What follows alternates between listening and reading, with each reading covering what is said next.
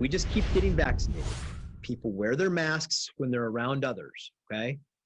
We're going to get this number down to 50 cases per 100,000 in the very near future, and then all of the health orders go away. And I think that will be a day that everybody will celebrate.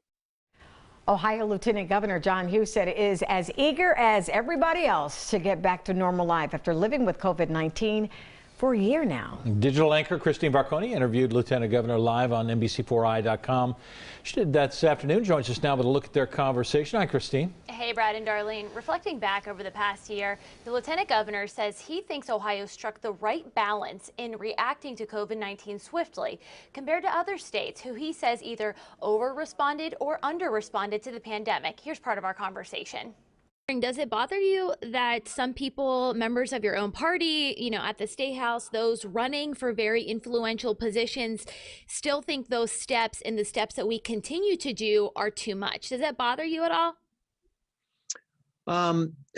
Look, I always try to focus on getting it right, which means that when you're dealing with people who are on the fringes of conversations, they tend not to be the uniting voices. I've always tried to be a uniting voice, helping people to understand how this impacts their brothers and sisters out there in society. And we've tried to find a balance with this between protecting people's freedoms and protecting the economy, people's jobs, and also protecting people's lives.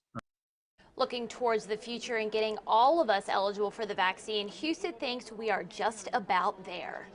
March is going to be a huge month of vaccinations. My personal feeling is that by the time we get somewhere in April, that we're going to have to really start to recruit people to these locations to let them know how easy it is. For details on how the Lieutenant Governor thinks that process of vaccination in April will look, as well as the full unedited interview, you can go to NBC4i.com. Brad and Darlene. Interesting. Really interesting. Thank you Christine, so thanks. much.